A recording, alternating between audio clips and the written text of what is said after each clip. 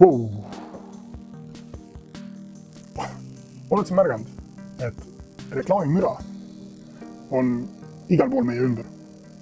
Seda on telekas, raadios, internetis, seda on tänaval, poes ja tõesti igal pool ümberringi. Ja iga uus tulija karjub kõvemini, lärmakamalt. Aga meie tarbijatena oleme suht võimetud. Ainult mida me teha saame on, et surume käed kõrvadele ja silmad tugevamini kinni, et ennast säästa.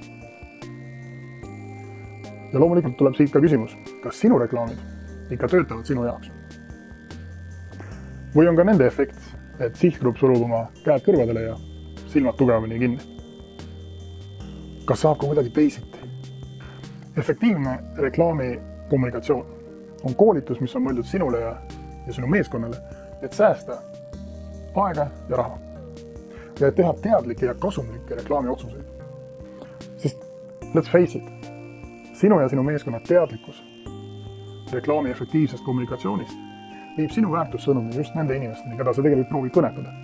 Sinu sihtgrupp ja sinu uued kliendid. Aga millest see koolitus tegelikult ikkagi räägib? Ja selle koolitusel me tegelikult teeme praktilisi asju. Teeme näiteid, ülesandeid ja paneme käed külge erinevatele olulistele aspektidele.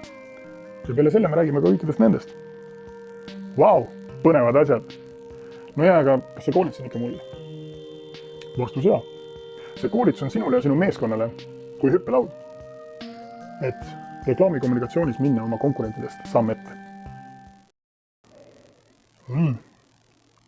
See on tõesti hea koolitus. Pane mind kirja. Tule sina ka.